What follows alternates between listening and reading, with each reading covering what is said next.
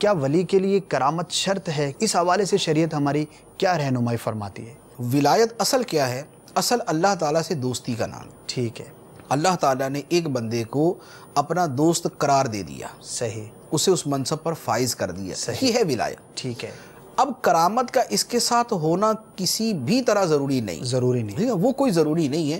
اللہ تعالیٰ چاہے تو اسے کرامت عطا فرما دے، چاہے تو اس کو کرامت عطا نہ فرمائے۔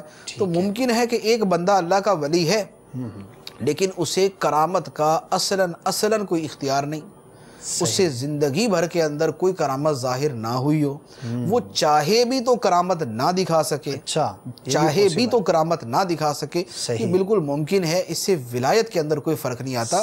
ولایت کی اصل پہچان وہ چیزیں دیکھیں نا کہ علماء کرام نے اور محدثین نے، مفسرین نے اور متکلمین نے جو ولی کا معنی بیان کیا، اس ولی کے معنی میں کیا تھا کہ اسے اللہ کی معرفت نصیب ہو، عبادات پر استقامت رکھنے والا ہو، گناہوں سے بچنے والا ہو اور اپنی خواہشات سے دوری اختیار کرنے والا ہو۔ یہ چار چیزیں بیان کی۔ اس کے اندر پانچویں چیز یہ نہیں بیان کی کہ ساتھ میں اس کو پاس دو چار کرامتیں بھی ہونی چاہیے، یہ کوئی ضروری نہیں ہے۔ اصل میں بات یہ ہے کہ چونکہ ہم موسٹلی سرکار غوث پاک رضی اللہ تعالیٰ عنہ کا تذکرہ سنتے ہیں، داتا صاحب رحمۃ اللہ علیہ کا تذکرہ سنتے ہیں، تو اب سرکار غوث پاک رضی اللہ تعالیٰ عنہ کی ذات مبارکہ جو ہے وہ کرامت کے ساتھ ایسی جڑی ہوئی ہے کہ آپ کا نام آئے تو کرامت پہلے آتی ہے اور بعضوں کا نام بعد میں ذہن میں آتا ہے۔ تو چونکہ مسلمانوں کی ذہن میں سرکار غوث پاک رضی اللہ تعالیٰ عنہ اور کرامت یہ دونوں اس قدر کثرت کے ساتھ ہیں کہ وہ جب لفظ ولی سنتے ہیں تو وہ لازم بین ایک قسم کا جو ہے نا وہ دوسری طرف ذہن ادھر بھی منتقل ہو جاتا ہے کہ اب جو ولی ہوگا اس کے پاس کرامت ہونی چاہیے۔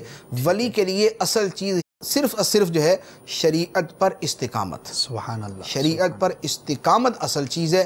باقی کرامت کا ہونا نہ ہونا جو ہے یہ بالکل خارجی چیزیں ہیں، اللہ تعالیٰ چاہے عطا فرما دے چاہے عطا نہ فرمائے۔ ہاں آگے پھر قسمیں بن جاتی ہیں، اصل میں کچھ اور بحثیں ہیں جو پبلکلی شاید کی بھی نہیں جا سکتی کہ ولی کی اقسام ہوتی ہیں، ولایت تکوینی ہے، ولایت تشریعی ہے۔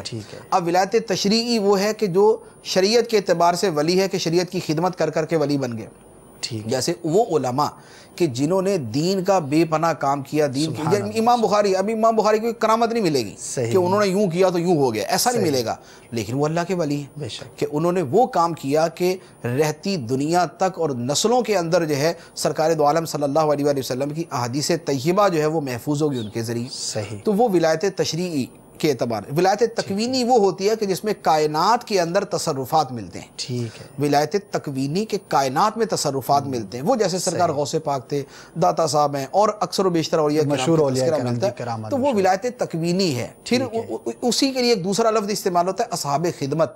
اچھا، یہ بہار شریعت کے اندر بھی استعمال ہوا ہے کہ ولی اولیاء کرام، اچھا اس بہار شریعت کے الفاظ بھی ہیں کہ اولیاء کرام میں سے جو اصحاب خدمت ہیں، اچھا اولیاء کرام میں سے جو اصحاب خدمت ہیں ان کو یہ اختیار دیا جاتا ہے کہ وہ کائنات کے اندر تصرف کرتے ہیں اور وہ اختیار رکھتے ہیں، اقتدار رکھتے ہیں۔ تو اصحاب خدمت اور ولی تکوینی یہ ایک اور کیٹیگری ہے، ولایت تشریعی جو ہے یہ ایک اور کیٹیگری ہے۔ عام طور پہ جو نیک پارسا متقی پرہیزگار علماء محدثین مفسرین ہیں ان کی اکثریت کا تعلق اسی کے ساتھ ہے۔ ٹھیک ہے، اور زیادہ تر جو صاحبان مزار اور دوسرے جو اولیاء کرام ہیں نا وہ ولایت تشریعی کے ساتھ تکوینی کے اندر ان کا شمار کیا جاتا ہے۔ صلو علی الحبیب صلی اللہ تعالی علی محمد۔ مجھے اپنی اور ساری دنیا کے لوگوں کی اصلاح کی کوشش کرنی ہے انشاءاللہ۔